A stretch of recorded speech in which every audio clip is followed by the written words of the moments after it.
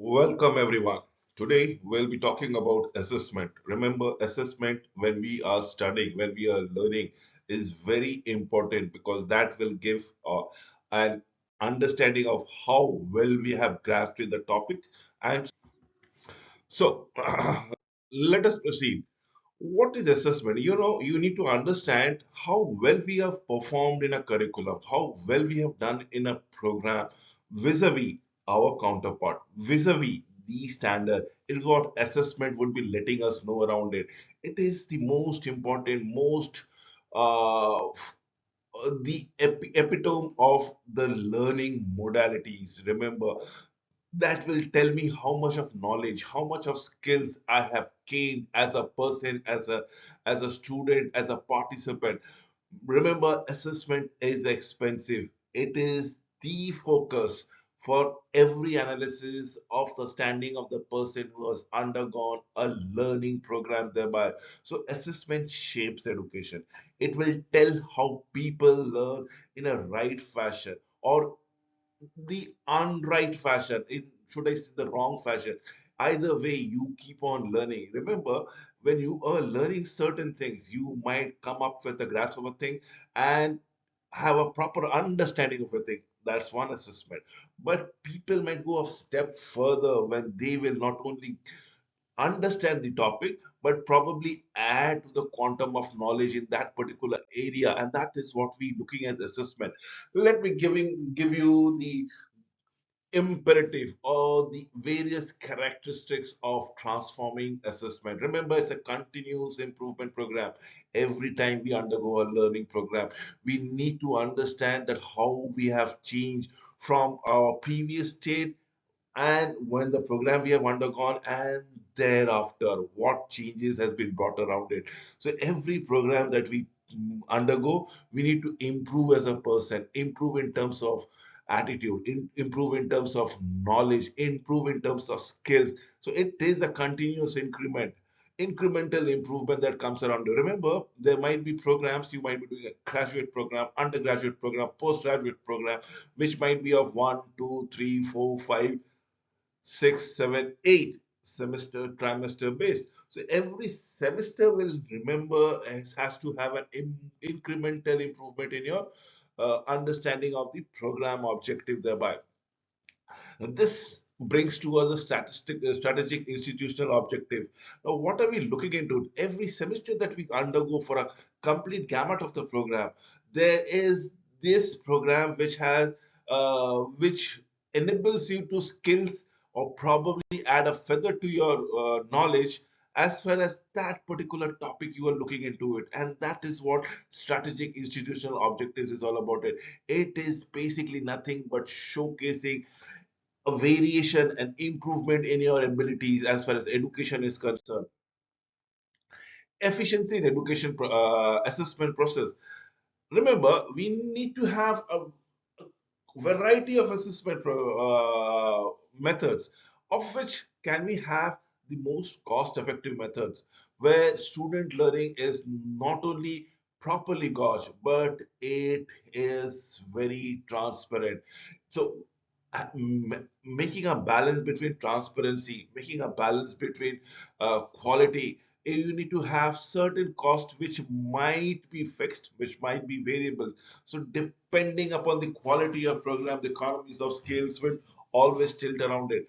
Quality driven changes. Remember, in project like OECD or AHELO, if I may say so,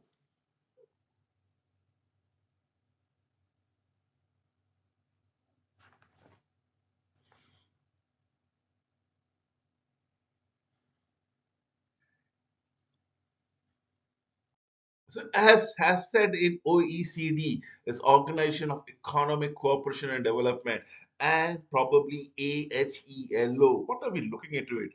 We are talking about assessment of learning outcomes in higher education. AHELO, assessment of learning outcomes in higher education. Now, this is which is very important. Remember, under a person undergoing a program of learning, undergoing a program of education needs to have certain cost involved into it. And probably why should we not only put in effort and put in money?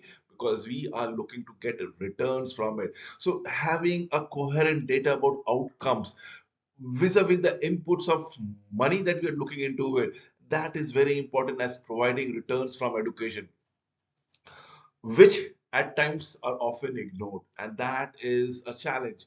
Challenges in poor quality initiative. The need to improve assessment arises from the limitation of poor quality. Did I say assessment is cost incentive? Assessment are varieties available.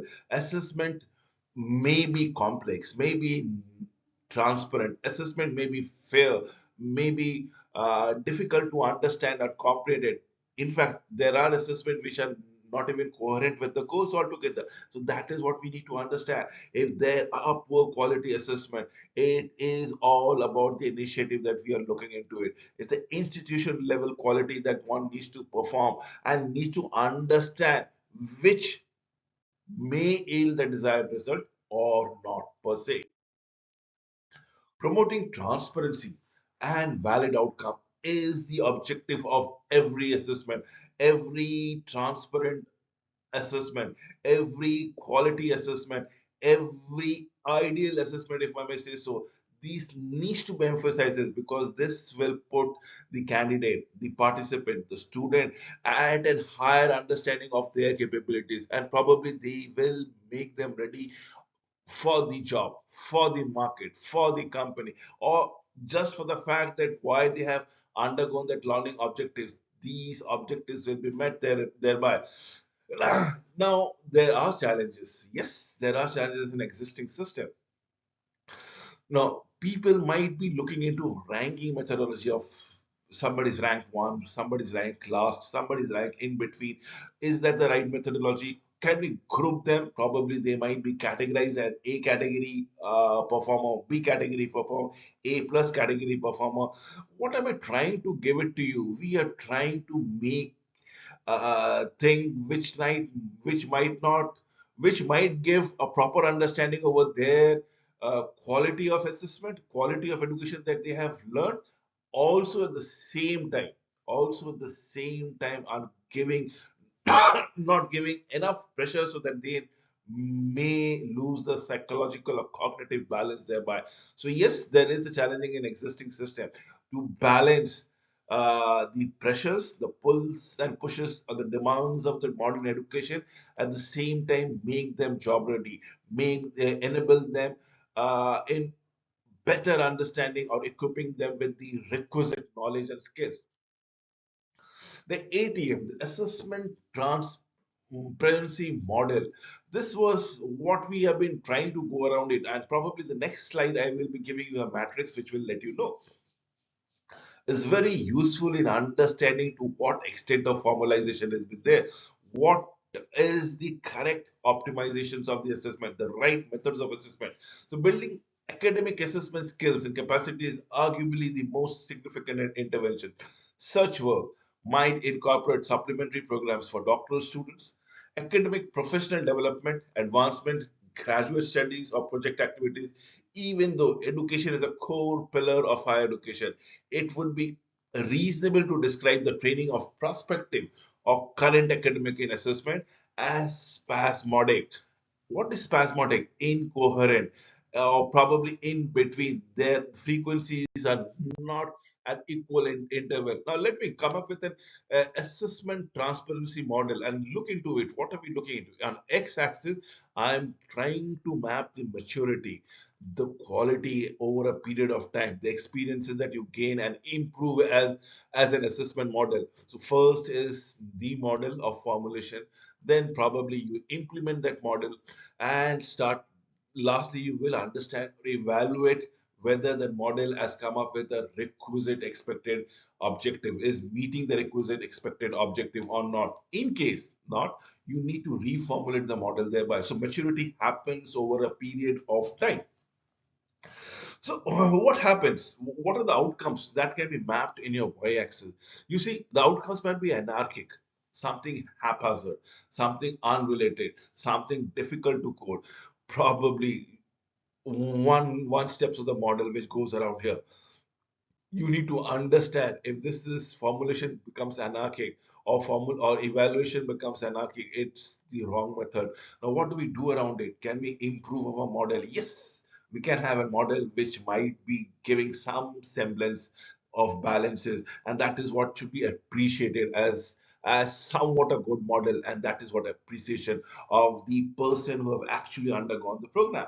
Then there can be the articulations. The articulation is where we can be further refining the model altogether and coming up with a better predictive ability as to the quality of skills and knowledge that has been gained by the participant, which is the requisite most of across the world. In fact, in the third world countries, this is where we are struggling altogether. But then if we are looking at our Ivy League colleges and institutions and university, they are not only gauging the right aspect of your understanding, but probably empowering the students and participants that whatever they have learned, can they apply it in their real life? Can they apply it so that it becomes uh, an addendum to the body of knowledge altogether? And that is what the application is all about. It when it becomes addendum to the existing body of knowledge, we come to the best methodology of assessment, as in amalgamation, as the case might be. So now let us understand the barriers to the progress. In the subsequent three slides, I'd like to give you the different barriers that comes around it. First is the modernizations. What kind of challenges that comes around it with emerging themes of various projects. Remember, of the last 10 years, 15 years, or probably in 2 decades, last 20 years, if I may say so, there are plentiful, or should I say, bouquet of programs and studies and knowledge and abilities which has been launched, which was not existing even a centuries back. I am not trying to name a program, but if you can just understand, there are certain programs which was not there even 20 years back or 15 years back, which is relevant. And I again can let you know there are certain programs that is not been taught as of today, will be taught in next 10, 15 years. Time. Now, leaving anything stone to unturned, let's say, what was the program which was not been taught? For example, footwear technology. For example, fashion designing was not there 20, 30 years back, right? Now, the next example that I need to give is what is not been there as of today, but might be there in another 10, 15 years. Uh, all of you can, I cannot predict that program that might be launched in 10, 15 years time, but all of you will understand what is ML, what is AI, what is VR, ML, machine language, AI, artificial intelligence, VR, virtual reality. What am I trying? These are the new words, these are the new programs that has been launched, which was not even there 5 years back. So yes, this is modernization. This is the challenge that we are facing. With every new program, the assessment modalities has to change. So vested interest in entrenched approach hinder changes. There are vested interest. People are approaching education as a commercial activity, perhaps, and that makes it a vested interest. So in a commercial activities, it's like a run-of-a-mill production. People would undergo a program. They will be issued a certificate quantifying or stamping as they have qualified certain things. It's mostly a production process there. Vested interest. It's an education, not been academic activity, but mostly become a economic activity. Professional capabilities and capacity for assessment changes. The right people with the requisite knowledge are not finding lucrative offers in the academic field. Why? Because they are being valued, they are being paid elsewhere. So, do you think quality people would be there in the academics? Probably no. If quality people are not teaching in the academics, what is happening? It is you are coming with the second crop of people who are teaching and they are giving not a quality education thereby. So the challenges. So we need to have such thing. Now let us look into professional development for assessment competency. No, as professional development for assessment competency, let's for leather technology, let's for fashion designing, let's for cooking, being a chef. Do you think the assessment model for all these three programs would be same? Probably not. So you need to understand the training has to be there, a right attitude towards assessment has to be there, and it should be tailor made to the program. Academic autonomy is again missing because autonomy is missing, because it is the fact that it becomes an economic activity, we are pushed to complete an education, a program within the stipulated times. And that is what the contingent phenomena is all about it. Autonomy takes off the assessment credibility altogether. Exogenous shocks, such as the rise of online technology, post COVID, 19, what has happened? We have shifted a lot of education from offline face-to-face interaction to an online modality. Look what are we doing right now as of today. You are watching a program, learning, picking the tricks as per your convenience in a video presentation, right? And what are you doing it? The positives and negatives. Probably there might be queries in your mind which you're not able to ask. Had it been in person, I would have answered it towards you. Probably positive, you are actually watching this program, actually watching this video at the comfort of your home. You know what is to be done, and that is how you're picking the tricks all together. Next is the absence of professional assessment community. A community for a chef, a community for a fashion designing, a community for an airline pilot, a community for machine language coder, a community for no, these communities, believe me not, was inexistent even 3, 4 years back, have sprung up. It is developing, and I'm sure it is going to take a momentum altogether. This community can ensure that things within their domain are going in the right direction. But as of today, it's not completely developed, and thus are challenging barriers. Investment in T&D, the training and development, is missing. People think training and development is a foregone activity. It is not going to help to hone their skills and hone the productivity of organization. It is mostly viewed as a cost activity, which is very wrong, because once you train, once you develop your human resources, your employees, they are going to give you multiple times rewards, multiple times returns as far your productivity is concerned, as far your wastages is concerned, reduction in the wastage is concerned, and so on and so forth. So let us count the egg which is there. Let us not only be detrimental and try cribbing of the drawbacks altogether.